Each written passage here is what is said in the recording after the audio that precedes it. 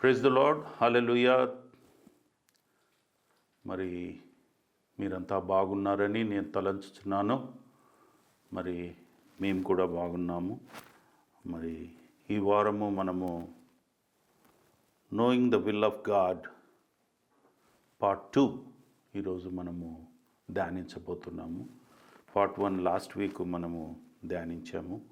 మరి ప్రతి ఒక్కరూ వాక్యాన్ని అర్థం చేసుకొని మరి చక్కగా ఎదుగుచున్నారని నేను దేవుని యందు నమ్ముచున్నాను, విశ్వసిస్తున్నాను కూడా. మరి ఎందుకంటే వాక్యము ప్రతిదీ ఒక తర లెసన్స్ లాగా లైన్గా 1 by 1 మీకు విడమరుస్తున్నాను. ఇది ఏంటంటే క్రొత్త జీవితానికి మనము ఎలా ఆరంభించాలి, ఎలా మనము క్రొత్త జీవితంలో నడవాలి, తెలుసుకోవలసిన విషయాలు మనము పాస్ట్ 4-5 వీక్స్ నుంచి తెలుసుకుంటున్నాము. క్రొత్త జీవితంలోనికి రాగానే పాపం నుంచి మనము విడిపోవాలి, అది మొదటిది. దాని తర్వాత ఆ పాపం నుంచి విడిపోయినప్పుడు సాతాను వాడు ఊరుకోడు, మనల్ని టెంప్ట్ చేస్తూ ఉంటాడు, ఎరవేస్తుంటాడు, ఆకర్షిస్తుంటాడు, ఎంటైస్ చేస్తుంటాడు. దాని నుంచి తప్పించుకున్నంత మాత్రాన మనము వాని వలలో నుంచి విడిపోయామని మనం తలంచకూడదు. ఎందుకంటే మనకు ఎన్నో శ్రమలు పెడతాడు. ఈ సఫర్సర్స్ చాలా సఫరింగ్ చేస్తాడు, మనల్ని శ్రమలు పెట్టి మనల్ని బాధించి క్రూరంగా హింసించి మరి అన్ని రీతుల్లో ప్రతి ఒక్క శరీర రీతిగాను ఆత్మీయ రీతిగాను మనల్ని బాధ పెట్టి వాడు మనల్ని హింసిస్తాడు. దాని తర్వాత మనము దాని నుంచి కూడా తప్పించుకున్న తర్వాత నీవు you have become a separate person in the lord. దేవుని యొక్క సన్నిధిలో నీవు ఒక ప్రత్యేకించబడ్డ వాడిగా ఉంటావు. అప్పుడు you should know the will of God. ఆ టైంలో మరి తండ్రి, నేనైతే అన్ని విషయాల్లో జయప్రదంగా నీ సన్నిధికి వచ్చాను, నీ సన్నిధిలో నిలబడ్డాను. మరి నేనేం చేయాలి? What is your will? నీ యొక్క చిత్త ప్రకారము నేను నడుస్తాను, నేను జీవిస్తాను అని అన్నప్పుడు మనం పార్ట్ 1లో నేర్చుకున్నాము. మరి ఆయన చిత్తం అంటే ఏంటి, చిత్తంలో ఏ విధంగా ఉండాలి, ఇది పార్ట్ 2. ఈరోజు మనము ఒక 2 విషయాల్లో ఆయన చిత్తాన్ని మనం ముగించుకుంటాము. Knowing the will of God through the submission to the spirit. ఇప్పుడు ఈరోజు మనము పార్ట్ 2లో నేర్చుకోవాల్సింది. పార్ట్ 1లో కొన్ని విషయాలు నేర్చుకున్నాము. విల్ ఆఫ్ గాడ్ ఏ విధంగా మనం తెలుసుకోవాలి, దానికి ఏ విధంగా నడుచుకోవాలి.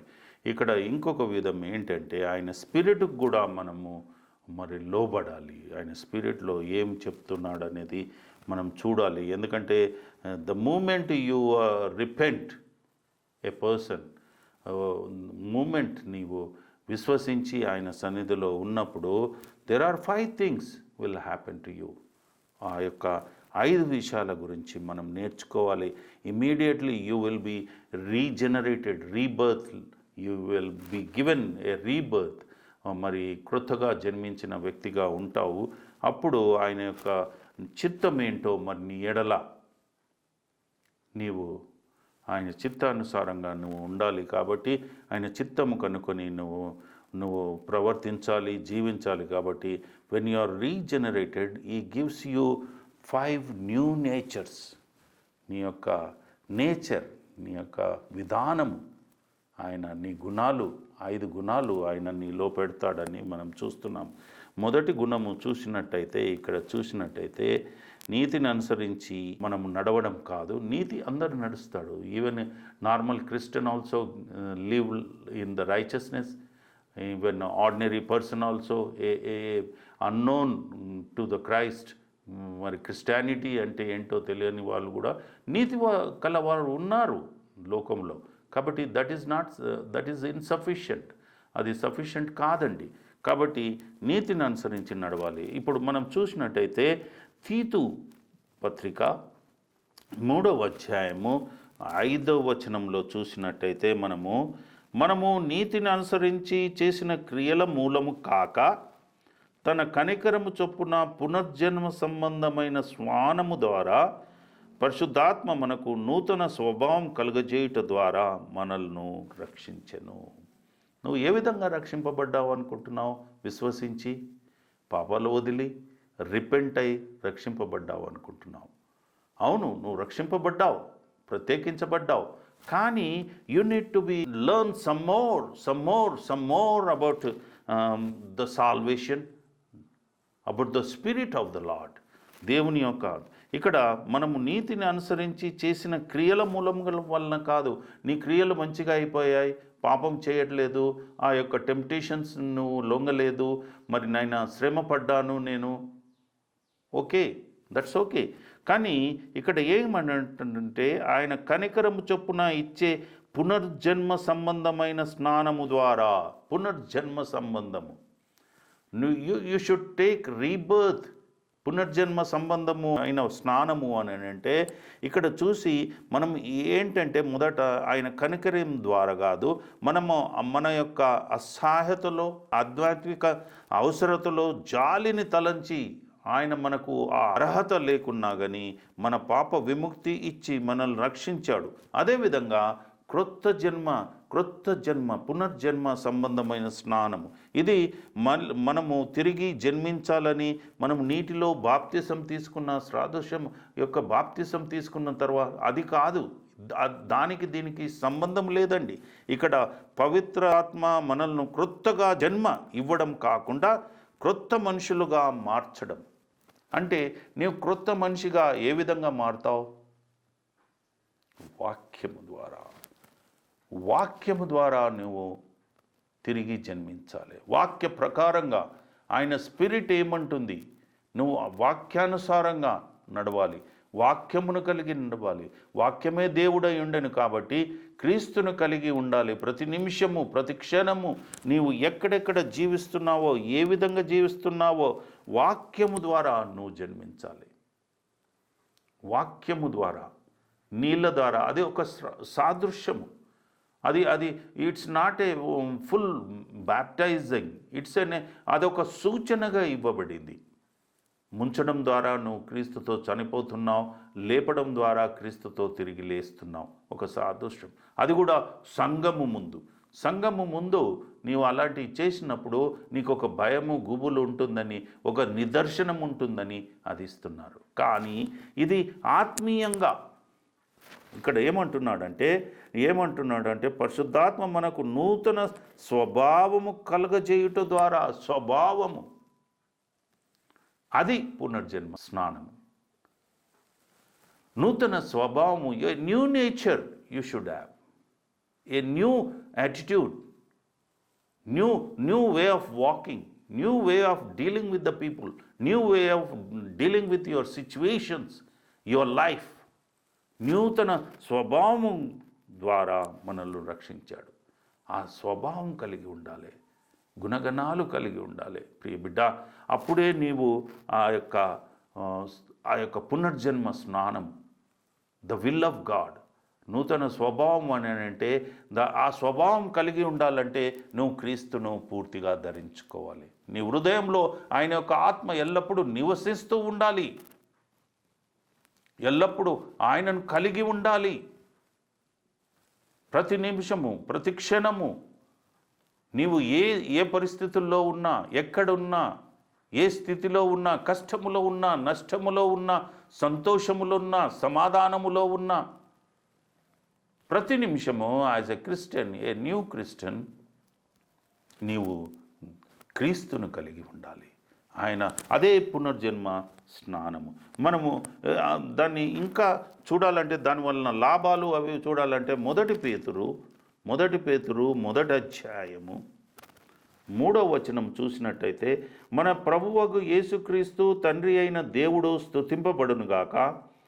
మృతులలో నుండి యేసుక్రీస్తు తిరిగి లేచుట వలన జీవముతో కూడిన నిరీక్షణ మనకు కలుగునట్లు, అనగా అక్షయమైనదియు నిర్మలమైనదియు వాడబారనిది అయినయు స్వాస్యము మనకు కలుగునట్లు ఆయన తన విశేష కనికరము చొప్పున మనల్ని మరలా జన్మింపచేసాను. ఈ విధంగా జన్మింపచేయబడాల. ఏంటి అది అంటే, యేసుక్రీస్తు తిరిగి లేచుట వలన జీవముతో కూడిన నిరీక్షణ మనకు మొదట కలగాల. ఆ నిరీక్షణ కలిగి ఉండాల. జీవముతో కూడిన నిరీక్షణ ఏంటి? అది జీవము అంటే నీవు ప్రాణము తిరిగి నేను లేస్తాను, నేను చనిపోయిన వాడిగా ఉండను, ఆయన లేచిన విధంగా నేను తిరిగి లేస్తాను అని జీవముతో కూడిన నిరీక్షణ నీలో ఉండాల. అప్పుడే నీవు నిజమైన క్రైస్తవుడవు. నిజమైన నీ యొక్క ఆత్మ ఆయన ఆత్మతో కలిసి ఉంది. నీవు ఆ ఆత్మను గైకొంటున్నావు. ఎల్లప్పుడూ దానితో నిరీక్షిస్తూ దానితో కూడి నువ్వు సాంగత్యం చేస్తూ నువ్వు జీవిస్తున్నావని దాని యొక్క అర్థము. అంతేకాకుండా అనగా అది అక్షయమైనది, నువ్వు చూడనటువంటి జీవం. అది ఒకరోజు నువ్వు పొందుకుంటావు అనే నిరీక్షణ కలిగి ఉండాలి. ఆ నిరీక్షణ, ఆ హోప్ నీకుందా? అది పునర్జన్మ స్నానము. అది వాక్యము ద్వారా నీకు కలుగుతుంది. అంతరంగంలో జరిగే పని అది. బయటికి కనబడే దృశ్యము కాదు. అది అక్షయమైనది. క్షయమైనది కూడా కాదు, అక్షయమైనది. అది ఎల్లప్పుడూ జీవించేది, కనబడనటువంటిది అక్షయమైనది. క్షయమైనది నీకు కనబడుతూ మరణించేటువంటిది క్షయమైనది. కాబట్టి ఆ అక్షయమైనది అది నిర్మలమైనది, నిన్ను శాంతిగా ఉంచుతుంది, నీ ఆత్మను శాంతిగా ఉంచుతుంది. ఏ అలజడులు ఉండవు నీ జీవితంలో. అలాంటి శాంతి, ఆ యొక్క శాంతి నీకు దొరుకుతుంది. అది వాడబారనైన స్వాస్థ్యము. వాడబారని అనంటే స్వాస్థ్యము అని అంటే నీవు సంపాదించుకున్నది. అది వాడబారందా? కాదు, అది వాడిపోతుంది. ఎలా? తుప్పుపడుతుంది, దొంగలు ఎత్తుకపోతారు, నష్టపోతావు, కోల్పోతావు, అది ఫినిష్ అవుతుంది. కానీ వాడబారని స్వాస్థ్యం ఏంటంటే అది ఎన్నటికీ చెడిపోనటువంటిది. ఎల్లప్పుడూ నీ దగ్గర నీ సొంతగా నీ స్వాస్థ్యముగా నీవు సంపాదించుకున్న నీకు హక్కుగల ధనముగా ఉంటుంది. అది ఆ స్వాస్థ్యము మనకు కలుగున్నట్లు తన విశేష కనికరము చొప్పున మనల్ని మరలా జన్మింపచేసాను. అది new nature. That is the will of God. నువ్వు ఈ విధంగా కలిగి ఉన్నట్టయితే ఇవన్నీ నీకు దొరుకుతాయి. ఇవి నీవు కలిగి ఉండాలి. దాని మీద నీ హోప్ ఉండాలి, నీ నిరీక్షణ ఇటువంటి వాటి మీద ఉండాలి. వాడబారనేటువంటి జీవం కోసము నేను బ్రతకాల. రెండవదిగా చూసినట్టయితే ఈ baptised the believer in to the body of the Christ. You should B baptised. అక్కడ పునర్జన్మ స్నానము అని అన్నాము, అది వాక్యము ద్వారా జరుగుతుంది. ఇప్పుడు ఆ యొక్క బాప్తిసము ఏ విధంగా అంటే రెండవ పార్ట్లో ఏంటంటే you should B baptised, the believer to be baptised in the body of the Christ. ఆయన యొక్క శరీరంలో, క్రీస్తు యొక్క శరీరంలో నేను బాప్తిసం పొందాలి. అబ్బా ఏంటిది కొత్తది అని మీరు అనుకుంటుండవచ్చు. చూద్దాం, వాక్యములో మనం చూద్దాం. 1 కొరింథీయులు 12వ అధ్యాయము 13వ వచనము చూసినట్టయితే, ఏలయనగా యూదులైనను గ్రీకు దేశస్థులైనను దాసులైనను స్వతంత్రులైనను మనమందరము ఒకే శరీరములోనికి ఒకే ఆత్మయందు బాప్తిసము పొందితిమి, మనమందరము ఒక ఆత్మను పావనము చేసిన వారమైతిమి. ప్రైజ్ ద లార్డ్, హల్లెలూయా. ఇది getting baptised in the body of the Christ. ఇక్కడ ఏంటంటే ప్రతి క్రైస్తవుడు గూర్చి పౌలు ఇక్కడ మాట్లాడట్లేదు. ఎంతోమంది క్రైస్తవులు ఉన్నారు, నీతిని అనుసరించుకుంటూ చర్చెస్కు వెళ్తూ ప్రతి పద్ధతులు పాటిస్తూ ప్రతి ఆచారాలను అవలంబిస్తూ రకరకాల క్రైస్తవులు ఉన్నారు, తెగలుగా ఉన్నారు. క్రైస్తవుడు అతడు ఒకడై ఉండాలి, పేరు ఒకటి, కానీ తెగలు వేరైపోయాయి ఈ రోజుల్లో. అందుకే ఇక్కడ ఏమంటున్నాడంటే, మీరు యూదులైనను, మీరు ఎన్నుకోబడ్డవారా? యూదులు అనుకుంటారు మేము ఎన్నుకోబడ్డవారం, వీఆర్ ద ప్రెషియస్, మేము చాలా పవిత్రమైన వాళ్ళము. అదే గ్రీకు దేశస్థులైన వారా, గ్రీకులు నమ్మారు, వారు కూడా అనుకుంటున్నారు మేము we are belong to the real Christianity and we are real Christians. అదే కాకుండా దాసులైనను, దాసత్వంలో ఉన్నవారు, పిలువబడ్డవారు, ఎన్నుకోబడ్డవారు, రెండో తెగకు నాస్తికులు, ఎన్నుకోబడ్డవారు, వారు కూడా క్రైస్తవులే. ఇక్కడ స్వతంత్రులమైన వారము, రక్షింపబడ్డవారు. వీళ్ళందరూ క్రైస్తవులే, కానీ వీరందరూ క్రైస్తవులు కారు అని పౌలు అంటున్నాడు. ఎందుకు అని అంటే ఇక్కడ పనిచేస్తూ ఒక సజీవమైన శరీరం గురించి మాట్లాడుచున్నాడు. ఒక సజీవమైన శరీరము. ఎవరు ఆ సజీవమైన శరీరము? మనకేమర్థమవుతుంది? ఇక్కడ సజీవమైన శరీరము, ఒకే ఆత్మ యందు బాప్తిసము పొందితిమి. ఒక సజీవమైన శరీరము, ఆత్మ కూడా ఒక శరీరమే. శరీరంలో నివసిస్తుంది, శరీరంతో కలుస్తుంది. మానవుని శరీరంలో కూడా ఆత్మ ఉంది. దేవుని యొక్క ఆత్మ, క్రీస్తు యొక్క ఆత్మ, ఆ ఒకే ఆత్మ యందు మనమందరము ఒక ఆత్మ యందు పావనము చేసిన వారమైతే ఆత్మలో లీనమైపోయిన వారంగా ఉండాలి. అప్పుడే నువ్వు బాడీ ఆఫ్ ద క్రైస్ట్లో ఉంటావు. సంఘము గురించి మాట్లాడట్లేదండి, ఇక్కడ మాట్లాడుతున్నాడు. ఆత్మ విశ్వాసులకు క్రీస్తు యొక్క శరీరంలో మరి వారు నివసించినట్లయితే అటువంటి ఆత్మ గురించి అప్పుడు అతడు క్రీస్తులో అవయవంగా మారుతాడు. ఈ యొక్క శరీరంలో ఎన్నో రకరకాల అవయాలు ఉన్నాయండి. వేళ్ళున్నాయి, చేతులున్నాయి, కాళ్ళున్నాయి, కళ్ళున్నాయి, చెవులున్నాయి, ముక్కు ఉంది. ఇవన్నీ అవయాలు. But they have been fitted in to one body. ఒక బాడీ ఆకారంలో ఇవి ఫిట్ అయి ఉన్నాయి కనుక ప్రియబిడ్డ, ఇవన్నీ వాటిలో ఫిట్ అయినప్పుడు అవన్నీ ఒక బాడీలో ఉన్నాయి కాబట్టి they are belongs to that body. మరి మీరు ఏ బాడీలో ఫిట్ అయి ఉన్నారు? ఏ ఆచారాలలో ఉన్నారా? లేకుంటే ఏమన్నా క్రొత్తవి అవలంబిస్తున్నారా? క్రొత్త బోధతో ఉన్నారా? క్రొత్త మనస్తత్వంతో ఉన్నారా? క్రొత్త పద్ధతిలో ఉన్నారా? కాదు. వీరు ఎవరైనా సరే, ఇక్కడ ఎన్నో తెగలు చెప్తున్నాడు. యూదులు, గ్రీకులు, దాసులు, స్వతంత్రులు, మనమందరూ ఒక్క శరీరములోనికి రావాలి. ఒకే ఆత్మయందు పావనము చేసిన వారమైతే బాప్తిసం కూడా ఒకే ఆత్మయందు పొంది ఉన్నాము. ఒకే శరీరమందు ఆయన పేరట మనం పొంది ఉన్నాము. సో ఆయనలో కలిగి ఉండాలి. దిస్ ఈజ్ కాల్డ్ ఈ baptizers the believers in to the body of Christ. దేవుని ఆత్మను కలిగి ఉండాలి. నువ్వు దేవుని ఆత్మను కలిగి ఉండి ఆయన శరీరంలో ఒక అవయవంగా ఉండాలి. నీవు ఒక one of the part of the body. ఆ నీ పార్ట్ ఏంటంటే నీవు ఆయన శరీరంలో ఉండాలి. అప్పుడు నీవు ఫలిస్తావు. ప్రియబిడ్డ, నీవు ఫలించిన విధంగా ఆయన నిన్ను మలుచుకుంటాడు, వాడుకుంటాడు. అటువంటి వారు క్రీస్తులో అవయవంగా తయారవుతారు. అలాంటి క్రైస్తవులు I'm belongs to totally my body, my everything belongs to Christ, in the body of the Christ. లేకుంటే క్రీస్తులో నేను నివసిస్తున్నాను, క్రీస్తులో నేను బ్రతుకుతున్నాను, క్రీస్తుతో ఉంటున్నాను, క్రీస్తుతో సహవాసం చేస్తున్నాను, క్రీస్తుతో నడుస్తున్నాను, ఆయన సన్నిధిలో నివసిస్తున్నాను. అందుకే పూర్వీకులు మనం చూసినప్పుడు మరి అబ్రహాము దేవునితో నడిచాడు, హానోకు దేవుని సన్నిధిలో నడిచాడు, ఆయనతో సాంగత్యం చేస్తూ నడిచాడు, నోహావు దేవునితో నడిచాడు.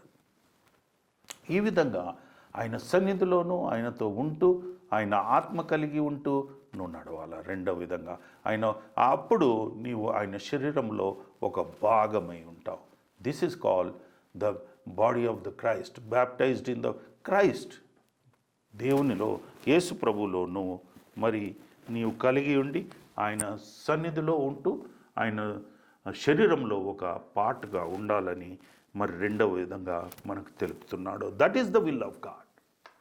అది ఆయన యొక్క రెండోసారి తలంచుచున్న చిత్తమై ఉన్నది. నీ ఎడల నా ఎడల ఆయన.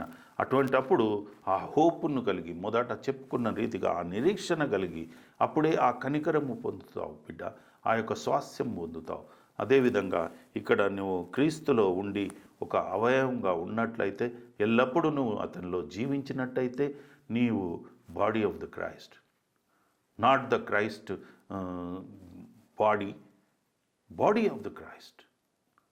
దేవుని మందిరంలో ఉండి దేవుణ్ణి పూజిస్తూ నేను సంఘములో ఉన్నాను, this is the body of the Christ. No, you should be part of that body. ఆ యొక్క శరీరంలో ఒక భాగమై ఉండాలి. మరి మూడవదిగా చూసినట్టయితే ఈ dwells in the believers body. దేవుడు ఈ డ్వెల్స్ నీలో నాలో మరి క్రీస్తు మనకు నివసించి ఉండాలి. 1 కొరింథీయులు 6వ అధ్యాయము 19వ వచనం చూసినట్టయితే, మీ దేహము దేవుని వలన మీకు అనుగ్రహింపబడి మీలోనున్న పరిశుద్ధాత్మకు ఆలయమై ఉన్నదని మీరు ఎరగరా? మీరు మీ సొత్తు కారు, విలువ పెట్టి కొనబడ్డవారు గనుక మీ దేహముతో దేవునిని మహిమపరచుడి. ఇంతకుముందు మీ దేహము అందులో క్రీస్తు దేహముతో కలిసి ఉండాలి, లేకుంటే ఒక పార్ట్ అయి ఉండాలి అని మనం చెప్పుకున్నాం. ఇక్కడ చూసినట్టయితే అది ఎప్పుడు జరుగుతుందంటే, మీ దేహము దేవుని వలన మీకు అనుగ్రహింపబడింది.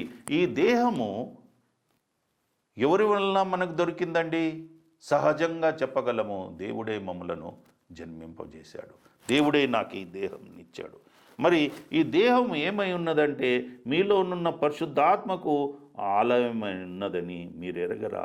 ఇది పరిశుద్ధాత్మకు ఆలయమై ఉన్నది అంటే ఈ దేహము nothing but Christ is living in us. The Christ is living in us. యేసు ప్రభువు మనలో జీవిస్తున్నాడని మీరు నమ్మాలి, ఆ విధంగా జీవించాలి, ఆ విధంగా విశ్వసించాలి, ఆ విధంగా ప్రవర్తించాలి. ఆ విధంగా జీవించినట్టయితే మీకు ఎంతో ఇది, ఎందుకంటే ఇది మీ సొత్తు కాదు. It is not belongs to you. It is not belongs to you. Your own property. అది నీ స్వాస్థ్యం కాదు, అది దేవుడిచ్చే స్వాస్థ్యం.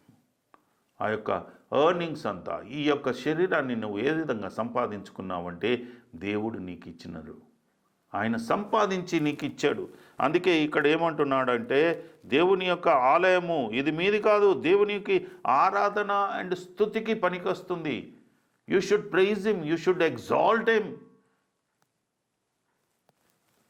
You should spend your whole life by exalting him, adoring him. ఆయనను పూజిస్తూ నీవు ఈ జీవితాన్ని గడపాలి. ఒక విశ్వాసి తన శరీరము తనదనుకొని తన ప్రకారంగా దాన్ని వాడుకున్నట్టయితే you are mistaken my brother. నీవు దాన్ని కోల్పోతావు, ఆ శరీరాన్ని కోల్పోతావు. నీకు కనికరముతో ఇవ్వబడింది, నీకు ప్రేమతో సంపాదించి ఆయన దాన్ని వెలబెట్టి కొన్నాడు. ఇది నీ సొత్తు కాదు, ఆయన సొత్తు, క్రీస్తు యొక్క సొత్తు.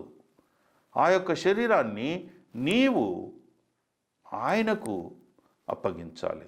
ఎందుకంటే ఇప్పుడు ఎగ్జాంపుల్ మనం ఏంటంటే, ఒక ఇల్లును కట్టుకున్నామండి కష్టపడి, మన పైసలతో, నీ పైసలతో నీవు ఒక ఇల్లు కట్టుకున్నావు. అందులో ఎవరో వచ్చి ఉంటాను, నేను ఇక్కడ పడుకుంటాను, నా ఇష్టం ఉన్న ప్రకారంగా నేను లేస్తాను, కూర్చుంటాను, కాళ్ళు జాపుకుంటాను, అది ఇదని అంటే మీరు ఏమంటారు? You will send him out, బయటికి పంపిస్తారు. అదేవిధంగా క్రీస్తు మనల్ని వెలపెట్టి కొనుక్కొని కట్టుకున్నాడు. ఇది దేవుని ఆలయం. ఇట్స్ ఏ గాడ్స్ ప్లేస్, దేవుని యొక్క ఆలయం. కాబట్టి విశ్వాసులు స్వేచ్ఛకు స్పష్టమైన నిర్బంధన ఉంది. నీ ఇష్ట ప్రకారంగా దీన్ని వాడుకోలేవు, నీ స్వేచ్ఛగా నీవు దీన్ని వాడలేవు. ఇష్టం ఉన్నట్టు నేను దీన్ని వాడుకుంటాను, నా ఇష్టం ఉన్నట్టు జీవిస్తాను అనుకోనికి వీల్లేదు. ఆ నిర్బంధన అనేది ఉంది. ఎందుకంటే ఇది నీ సొత్తు కాదు, ఇది ఆయన సొత్తు. ఇది దేనికి పనికొస్తుందంటే, ఆయనను గణపరచనీకి, ఆయనను పూజించనీకి, ఆయనను మరి ప్రేమించి నీవు ఆయన బిడ్డగా బ్రతకనికి ఇది పనికొస్తుంది. ఎందుకంటే మనం ఏం చేయాలి? ఇది నీ సొత్తు కాదు, వెలపెట్టి కొన్నావు కనుక దీన్ని ఏం చేయాలంటే, 1 కొరింథీయులు 3:16లో చూసినట్టయితే మనకు, మీరు దేవుని ఆలయమై ఉన్నారని, దేవుని ఆత్మ మీలో నివసించుచున్నదని మీరెరగరా. ఇది దేవుని యొక్క ఆలయము. ఆలయంలో మనం ఏం చేస్తామండి? అది మానవులు కట్టిన ఆలయము. All the churches are built by human money. They earn money, they laboured for that. ఆ పని చేశారు, కృషి చేశారు. కానీ ఆయన ఒక దగ్గర అంటున్నాడు, నేను మానవులు కట్టిన ఆలయంలో నేను ఉండను, మీ శరీరాల్లో ఉంటాను. That is my temple, that is my synagogue. నా పరిశుద్ధ స్థలము అది. నువ్వు అపరిశుభ్రంగా ఎలా పెట్టగలవు ఆ యొక్క ఆలయమును? అంటే నువ్వు ఎంటైర్ బాడీని అపరిశుభ్రంగా చేస్తున్నావు. కనుక he wants to delve in you, involve, నీలో నివసించాలని ఆయన కోరుకుంటున్నాడు. మరి నువ్వు ఆ కోరికను ఫలింపచేయాలి. ఎందుకంటే నువ్వు ఆయన సొత్తు. ఆయన నిన్ను కొనుక్కున్నాడు, ఆయన నిన్ను రక్షించాడు, పునర్జన్మ స్నానం ఇచ్చాడు, వాక్యము ద్వారా నిన్ను శుద్ధిపరిచాడు. ప్రిబిడ, కాబట్టి నువ్వు ఆయన చెప్పినట్టు, and you are the part of his body. ఈ బాడీలో ఉండి ఒక అవయవము నేను నా ఇష్ట ప్రకారంగా మేము జీవిస్తాము అని అన్నప్పుడు ఆ బాడీలో అది పనికిరాదండి. ఇష్ట ప్రకారంగా నువ్వు జీవించలేవు. ఈ వేలు ఈ విధంగా ఉన్నదంటే నేను ఈ విధంగా ఉండను, అప్సెట్ అదర్ వే డౌన్ ఉంటానని అంటే అది కాదు. ఆ విధంగా సృష్టించాడు, ఆ విధంగా ఆయన నిర్మించాడు. కాబట్టి నువ్వు ఆయన బాడీలో ఉన్నప్పుడు ఆయన ప్రకారము, ఆయన కోరుకున్న ప్రకారము నీవు ఆయన యొక్క చిత్తమును నెరవేర్చాలి. That's the will of God. ఆయన యొక్క ఆత్మకు నీవు లోబడ్డట్టయితే ఆయన ఆత్మ చెప్పి ఆయన నిన్ను నడిపించిన విధంగా నువ్వు ఆ విధంగా నడవాలని మరి వాక్యం చెప్తుంది. మరి నాలుగవదిగా, అప్పుడు నీవు ఆ విధంగా ఉన్నప్పుడు ఆయన ఏం చేస్తాడంటే ఆ పార్ట్స్నన్నిటినీ ఈ సీల్స్ ద బిలీవర్, ఒక ముద్ర వేస్తాడు. ముద్ర, సీల్ అంటే ఏంటండి?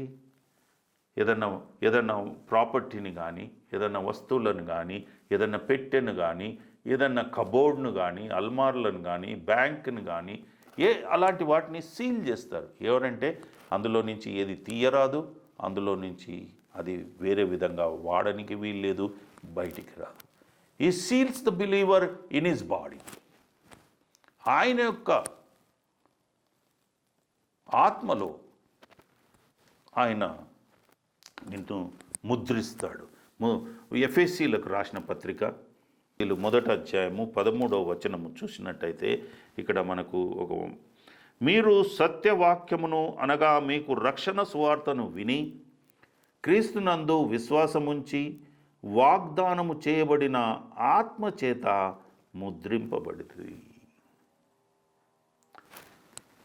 ఏ విధంగా మీరు ముద్ర వేయబడ్డారంటే సత్యవాక్యము, ద ట్రూఫుల్ వర్డ్, సత్యవాక్యమును అనగా మీకు రక్షణ సువార్తను విని. సత్యవాక్యము ఏంటా? సత్యవాక్యము ఏంటా? సత్యము రక్షణ. నువ్వు మరణించేవాడిగా ఉంటివి, పాపిగా ఉంటివి, అపరిశుభ్రంగా ఉంటివి, లోబడని వాడిగా ఉంటివి, డిసొబీడియంట్గా ఉంటివి, వక్ర మార్గములో ఉంటివి. అవన్నిటి నుంచి నిన్ను రక్షించి ఈ వాక్యము నిన్ను రక్షించి మంచి మార్గములో, దేవుని యొక్క మార్గంలో ఉంచడమే సత్యవాక్యము. మీరు అని అంటే ఇక్కడ చూసినట్టయితే మీరును సత్యవాక్యం. మీరు అంటే యూదులు కాక నీవు నేను ఇతరులను, విశ్వాసులను కూడా ఆయన శుభవార్తను సత్యవాక్యముగా వెల్లడి చేసి సత్యదేవుడు కాబట్టి, ఆయన సత్యదేవుడు కాబట్టి రక్షణ శుభవార్తగా వారికి క్షేమమును కలిగించాడు. మనకు ఆ శుభవార్తను సత్యవాక్యంగా చేశాడు. సత్యవాక్యాన్ని దాని యొక్క అర్థము ఏంటంటే రక్షణ వాక్యముగా మనకు చేశాడు. వినడం మాత్రమే కాదు, దాన్ని వెంబడించాలి, లోబడాలి. అది మనకి అప్పుడే నువ్వు మంచి ఫలితాలుగా ఉంటావు. అప్పుడే నీవు శరీరంలో ఒక భాగస్థుడిగా ఉంటావు. అందుకే నేను ద్రాక్షావల్లిని, నాయందు నిలిచిన తీగలు అవి బహుగా ఫలించును. ఏవైతే ఎండిపోతాయో, మాట వినవో అటువంటి వాటిని ప్రూన్ చేసేస్తారు. అటువంటి వాటిని పెరికి పారివేస్తారు. అదేవిధంగా నీవు క్రీస్తు శరీరంలో ఉన్నప్పుడు నీవు ఫలించే విధంగా ఆయన శరీరంలో ఉండి నీవు ఫలించేవాడిగా ఉండాలి. ప్రతిదానికి నీవు లోబడి ఉండాలి. నీ యొక్క శరీరాన్ని ఆయన ఆలయంగా ఉంచి ఆయనను నీలో నివసింపచేసుకోవాలి. చేసుకొని నువ్వు ఫలిస్తూ ఉండాలి. ఆయనకు సంతోషకరంగా, ఆయనకు ఆనందం కలిగించేలా నీవు జీవించాలి. అందుకే అప్పుడు మీకు ఏమవుతుందంటే, సువార్తను విని క్రీస్తునందు విశ్వాసం ఉంచి వాగ్దానము చేయబడిన ఆత్మచేత మీరు విశ్వసించినట్టయితే, విశ్వాసం ఉంచినట్టయితే వాగ్దానము చేయబడిన ఒక ఆత్మ ఉంది. ఆ ఆత్మ ద్వారా నిన్ను సీల్ చేస్తాడు. ఇక నువ్వు ఎన్నడూ ఆ శరీరం నుంచి బయటికి రావు. క్రీస్తు శరీరంలో ఉంటారు. ఒకవేళ క్రీస్తు నీ శరీరంలో, నీ ఆలయంలో నిన్ను ఆలయముగా చేసుకొని ఆయన ఉన్నట్టయితే నీ నుంచి ఆయన విడనాడడు. కాబట్టి ఆ వాగ్దానం ఈ యొక్క వాక్కు నమ్మడం ద్వారానే అప్పుడు పవిత్రాత్మ ముద్ర పడుతుంది.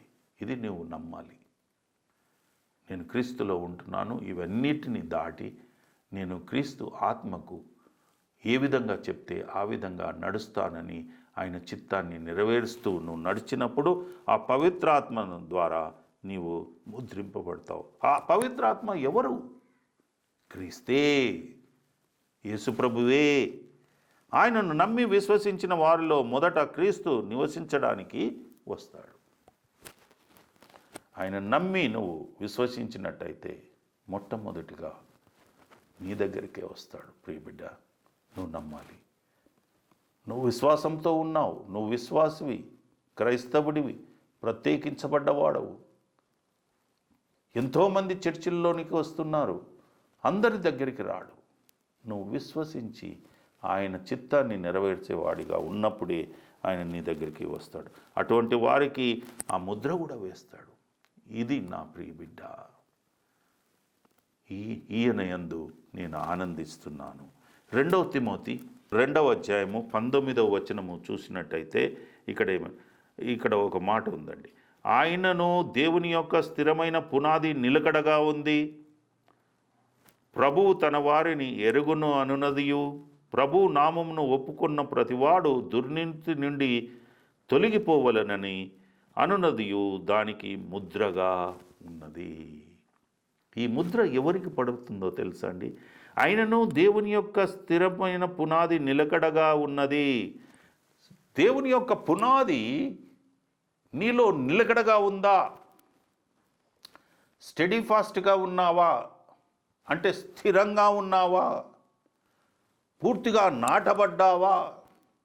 ఏరు పారై ఒక చెట్టు యొక్క ఏరు లోపలికి కిందికి వెళ్ళి స్థిరపడుతుంది చూడండి. ఆ విధంగా నువ్వు స్థిరపడ్డావా? క్రైస్తత్వంలో ఎంత లోతు, ఎంత ఎత్తు, ఎంత వెడల్పు, ఇవన్నీ నీకు తెలుసా? అది స్థిరపడుట. ఎన్ని బాధలు, ఎన్ని కష్టాలు, ఎన్ని అక్షయమైన వాడబారని దీవెనలు, ఇవన్నీ తెలుసా? ఆ పునాది నీలో స్థిరంగా ఉండాలి. అప్పుడు ఏమంటున్నాడంటే, ప్రభు తన వారిని ఎరుగును. అప్పుడు ఆయన ఇతను నా ప్రియ బిడ్డ, ఇతనిలో నేను నివసిస్తున్నాను, ఇతనిలో నేను ఆనందిస్తున్నాను, ఇతన్ని నేను ప్రేమిస్తున్నాను, ఇతను నా ప్రియ బిడ్డ అని మొదట గుర్తుపట్టి అనునదియు, ప్రభువు నామమును ఒప్పుకొను ప్రతివాడు దుర్నీతి నుండి తొలగిపోవలేను. దుర్నీతి నుంచి నువ్వు తొలగిపోతూ ఉండాలి. మంచి స్వనీతి పనికిరాదండి, దుర్నీతి కూడా పనికిరాదు. కొంతమంది నీతిమంతులు అనుకొని నీతులు చెప్తూ ఉంటారు, వారు అవలంబించరు. అటువంటి వారు కూడా డేంజర్లో ఉన్నారు. అది స్వనీతి. నీతులు ఇతరుల కోసమే, వారి కోసం కాదంట. అటువంటి వారు ఆ స్వనీతి.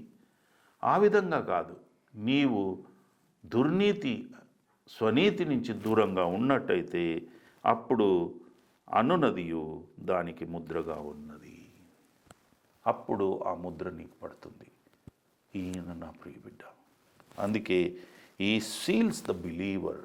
నీవు నిజమైన విశ్వాసి అయితే ఇవన్నిటిని దూరంగా ఉంచి, ఇవన్నిటిని అర్థం చేసుకొని, జీర్ణించుకొని, నీవు యేసు ప్రభు గురించి నీ యొక్క శరీరాన్ని రెడీగా పెట్టాలా. ఈ శరీరమే దేవుని ఆలయము. ఆయన యొక్క spirit should be dwell in you. ఆయన యొక్క ఆత్మ నీ యొక్క హృదయములో ఆయన నివసించాలి. అప్పుడే నీకు మరి ఆ యొక్క ముద్ర వేయబడుతుంది. ముద్ర వేసిన తర్వాత ఇంకొకటి 5వది ఏంటంటే, then he fills you and control the believer. Wow! పరిశుద్ధాత్మ నీకు మెండుగా దయచేస్తాడంట. ఆ యొక్క ఆత్మను మెండుగా దయచేసి ఈ ఫిల్స్ యువర్ హార్ట్. నీ యొక్క హృదయాన్ని నింపుతానంటున్నాడు. అండ్ ఈ కంట్రోల్స్ యువర్ లైఫ్. ఇక్కడ అపోస్తుల కార్యము 7వ అధ్యాయము 55, 56. అయితే అతడు పరిశుద్ధాత్మతో నిండుకొనిన వాడై ఆకాశం వైపు తేరి చూసి, దేవుని మహిమను యేసుక్రీస్తు కుడిపార్శ్వమందు నిలిచి ఉండుట చూసి, ఆకాశము తెరవబడుటయు మనుష్య కుమారుడు దేవుని కుడిపార్శ్వమందు నిలిచి ఉండుటయు చూచుచున్నానని చెప్పాను. ఎవరండి ఇతను? దేవుని సేవకుడు స్టెఫెన్. ఆయన పరిస్థితి ఎంతో అఘోరంగా ఉంది. చెప్పరాని బాధల్లో ఉన్నాడు, మరణశయ్యలో ఉన్నాడు. ఆయన హింసింపబడుతున్నాడు, బ్రోతలి ఎంతో ఆపదలో ఉన్నాడు, విపత్తులో ఉన్నాడు. అయితే అతడు పరిశుద్ధాత్మతో నిండుకొనిన వాడై ఈ ఫిల్స్ యూ అప్. ఆయన ఎన్ని బాధలు పడుతున్నా కానీ ఆ బాధలు అతనికి తెలవట్లేదు. రాళ్ళు రువ్వుతున్నా కానీ, దెబ్బలు తాకుతున్నా కానీ, రక్తము కారుతున్నా అతనికి ఆ బాధలు తెలియట్లేదు. కానీ ఎందుకు? ఆ పరిశుద్ధాత్మ అతని మీద మెండుగా కుమ్మరించబడుతుంది. ఆ సమయంలో ఆ మెండుగా కుమ్మరించబడులా మరి ఆయన ఎంతో తన శరీరాన్ని హింసిస్తున్నా కానీ శరీరాన్ని పక్కకు పెట్టాడు.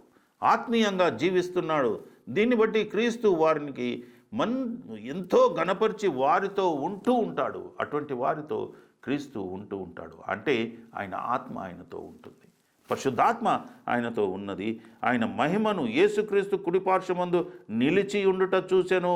ఆయన చూస్తున్న దృశ్యము ఏంటంటే, యేసు ప్రభువు కూడా ఈ విధంగానే హింసింపబడి, ఎంతో బాధపడి, వేదనపడి, సిలువలో మరణించిన ఆ యేసును దేవుని కుడిపార్శ్వమున చూస్తున్నాడు. అప్పుడు ఏం తలంచుకుని ఉండవచ్చండి స్టెఫెను? ఒకరోజు నేను అనుకున్నది నాకు అదే స్థితి నాకు కలుగుతుందని ఆయన ఎంతో పరిశుద్ధాత్మతో నిండుకున్న వాడై ఆయన ఆకాశం తెరవబడుట చూశాడంట. ఆకాశం యేసు ప్రభు కూడా ఇది చూశాడు. మత్తయి సువార్త 26వ అధ్యాయము 64వ వచనంలో చూసినట్టయితే యేసు ప్రభు కూడా ఇదే మాట మాట్లాడుతున్నాడు. ఆకాశము తెరవబడుట చూస్తున్నాను. ఇదిగో ఇక్కడ ఆకాశము తెరవబడి మనుష్య కుమారుడు దేవుని కుడిపార్శ్వమందు నిలిచి ఉండుట చూచుచున్నానని అతడు పలుకుచున్నాడు. ఎంత బాధలోనైనా, ఎంత పరిస్థితుల్లోనైనా, ఎంత కష్టంలోనైనా, ఎంత నష్టములోనైనా, ఎంత హింసలోనైనా ఆయన ఒకే మాట మాట్లాడుతున్నాడు. నేను క్రీస్తును చూస్తున్నాను. ఆయన ఆత్మ నాలో ఉంది. మీరు ఎంత హింసించినా నాకు ఆ బాధ తెలియట్లేదు. నేను ఆయన దగ్గరికి వెళ్తాను. అందుకే నీవు ఏ విధంగా ఉండాలంటే రోమా 8వ అధ్యాయము 9వ వచనము చూసినట్టయితే, శరీర స్వభావం గలవారు దేవుణ్ణి సంతోషపరచలేరు. దేవుని ఆత్మ మీలో నివసించి ఉన్న ఎడల మీరు ఆత్మ స్వభావం గలవారే కానీ శరీర స్వభావము కలవారు కారు. ఎవడైనను క్రీస్తు ఆత్మ లేనివాడైతే వాడు కాడు. కాగా శరీర స్వభావం గలవారు. ఈయన శరీరంతో ఆ సమయంలో శరీరంలో ఉన్నా కానీ శరీరము కలిగి ఉన్నట్టు ప్రవర్తించట్లేదు. ఎందుకంటే ఎంతో హింసిస్తున్నారు. రాళ్ళు, ఇంత పెద్ద రాళ్లతో కొడుతున్నారు. గుంతలో ఉన్నాడు అతను, కొట్టేవారు మీద ఉన్నారు, రాళ్ళు రువ్వుతున్నారు, రాళ్ళు తలుగుతూ ఉన్నాయి. ఆయనను కాపాడేవారు ఎవరు అంటే ఆ యొక్క ఆత్మ, క్రీస్తు ఆత్మతో నిండి ఉన్నవాడు, పరిశుద్ధాత్మతో ఆయన నిండి ఉన్నవాడు పరిశుద్ధుడు. పరిశుద్ధుని ఏవి అంటవు అండి. దెబ్బలు కానీ, సాతాను కానీ, సాతాను క్రియలు కానీ, దూషణ కానీ, ఏదియు, ఆకలి దప్పులు కానీ, గాయాలు కానీ, రక్తము చిందించుట వలన వచ్చే బాధ కానీ ఆయనను ఏది అంటదు. కాబట్టి ఆయన దేవుని ఆత్మ మీలో నివసించిన ఎడల మీరు ఆత్మ స్వభావం గలవారే కానీ శరీర స్వభావం గలవారు కారు. ఆయన ఆత్మ ఉంది అతనిలో. అందుకే ఆయన ఆత్మ స్వభావంతో, ఆత్మతో జీవించుతున్నాడు. కాబట్టి శరీరముకు ఏ దెబ్బలు తగిలినా అతనికి తలగట్లేదు. ఓర్చుకోవాలని కూడా కాదు, ఓర్పు కూడా కాదు అతనికి. అసలు is not at all feeling it. What a wonderful thing, wonderful blessings dear brother and sister. మనం తలంచాలి. అప్పుడు శరీర స్వభావం ఆత్మ స్వభావం గలవారే కానీ శరీర స్వభావం గలవారు కారు. కానీ ఎవడైనను క్రీస్తు ఆత్మ అతనితో లేనట్టయితే ఎంతో ఆయన వాడు కాడు. ఎంతో బాధపడిపోతాడు. ఆ సమయంలో ఎంతో పెడుబొబ్బలు పెడతారు.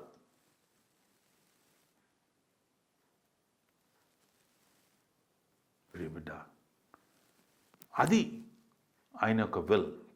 నువ్వు శరీర స్వభావంగా ఉండకూడదు, ఆత్మ స్వభావంగా బ్రతుకు. నా ఆత్మ ఎల్లప్పుడూ నిన్ను కాపాడుతుంది.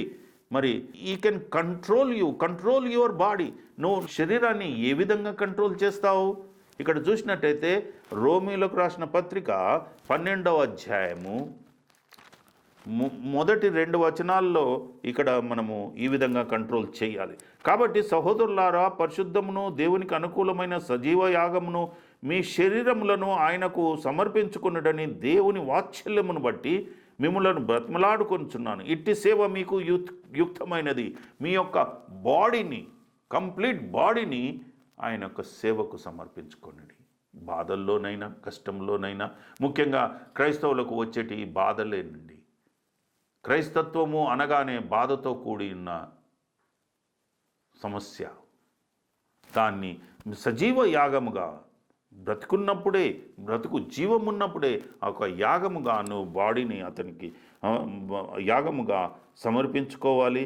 మీరు ఈ లోక మర్యాదను అనుసరింపక ఉత్తమమైనను అనుకూలమైనను సంపూర్ణమైన దేవుని చిత్తమేదో పరీక్షించి తెలుసుకున్నట్లు మీ మనసు మరీ నూతన మగుట వలన రూపాంతరము పొందుడి. మన మనస్సు ఆయన చిత్తమేదో గ్రహించుకోవాలంటే daily you need to take up your cross. నీ సిలువను మోసుకొని ఆ కల్వరికి నడవాలి. అప్పుడే నువ్వు నీ బాడీని కంట్రోల్గా ఉంచగలవు. బాడీని కంట్రోల్గా ఉంచాలంటే నీ సిలువను ఎత్తుకొని నువ్వు నడవాలి. రెండవదిగా you must depend on your holy spirit.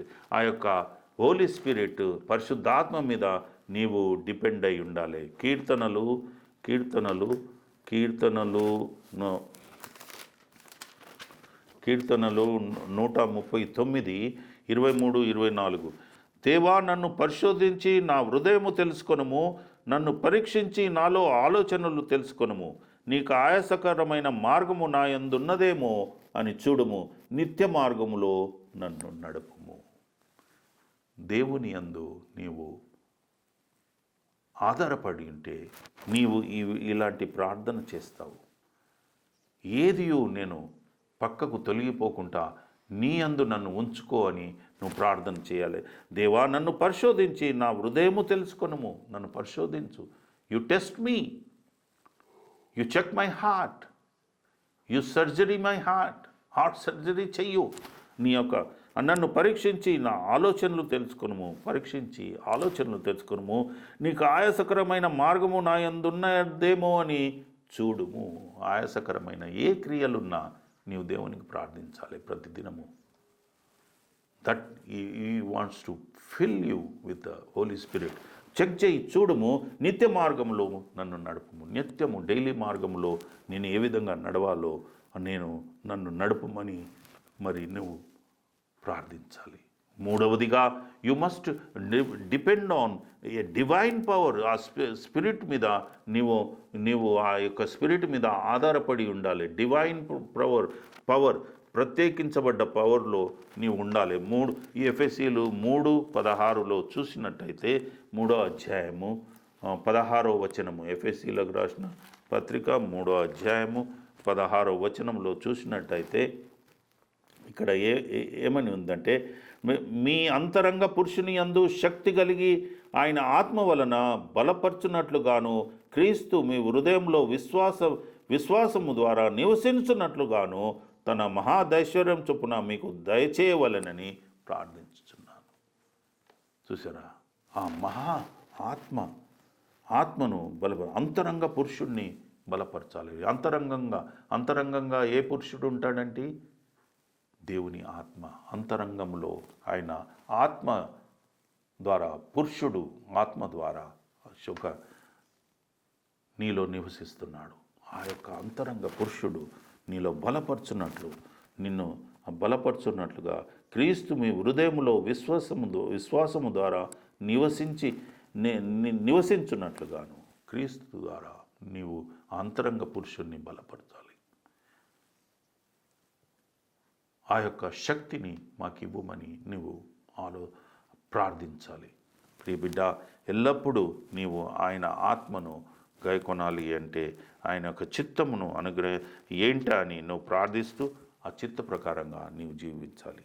రెండవ పాయింట్గా చూసినట్టయితే, knowing the will of God through the circumstances and council. పరిస్థితులను బట్టి కూడా నీవు బలపడాలి. ఏంటి పరిస్థితులు? నేను బలపడుతున్నాను, నాకు ఈ విధంగా జీవించమని, నీ చిత్త ప్రకారంగా జీవించమని నీవు నాకు ఆజ్ఞాపించావు. మరి నా యొక్క పరిస్థితులు ఏంటి? ఎలాంటి పరిస్థితుల్లో నేను జీవించాలి అని అంటే, ఇక్కడ చూసినట్టయితే రోమా రాసిన పత్రిక 8వ అధ్యాయము 28వ వచనము చూసినట్టయితే, ప్రియబిడ్డ, మనము చూసినట్టయితే, దేవుని ప్రేమించే వారికి అనగా ఆయన సంకల్పము చొప్పున పిలువబడ్డ వారికి మేలు కలుగుటకై సమస్తమును సమకూడి జరుగుతున్నవని ఎరుగుదుము. నీవు దేవుణ్ణి ప్రేమించిన వాడిగా ఉన్నావు.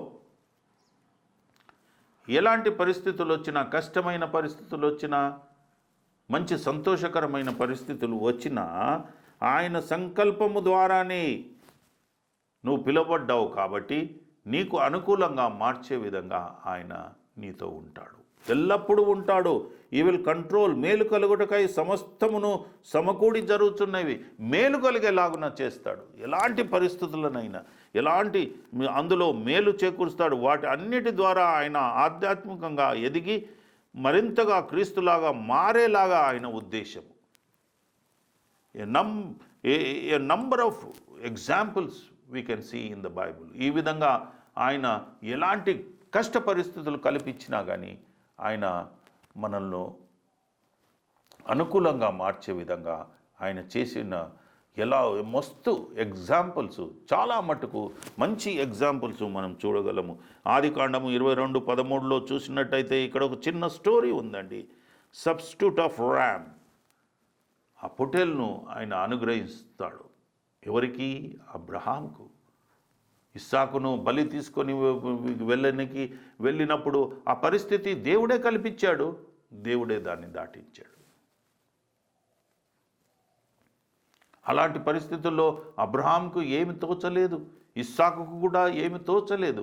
మాట విన్నారు, విశ్వసించి దేవుని యొక్క మాట విన్నారు. సడన్గా ఆ యొక్క బుషెస్లో, ఆ యొక్క చెట్ల మధ్యలో కొమ్ములు ఇరుక్కొని ఆ యొక్క పొటేలు చూసినప్పుడు, అబ్రహామా ఆగు, అదిగో పొటేలు, నువ్వు దాన్ని. ఆయనను విశ్వసించాడు కాబట్టి, ఆయనను కలిగి ఉన్నాడు కాబట్టి, ఆయన మార్గము, ఆయన తన సంకల్పము చొప్పున ఆయన మేలు కలుగుటకై సమస్తము సమకూర్చాడు, మేలు కలిపాడు. అక్కడ ఏకైక పుత్రుణ్ణి అతనికి ఎన్నో ఏళ్ళ తర్వాత ఇచ్చాడు, వాగ్దాన పుత్రుణ్ణి ఇచ్చాడు, ఆయనను మరి విడిపించాడు కూడా. అదేవిధంగా చూసినట్టయితే Pharaoh's daughter, she came to bath in the Nile river. ఆ సమయంలో ఓ చిన్న ఆర్క్లో, ఓడలో మోషే కనబడుతున్నాడు మనకు. మోషేను రక్షించినట్టు మనం చూస్తున్నాము. సంఖ్యాకాండము 2వ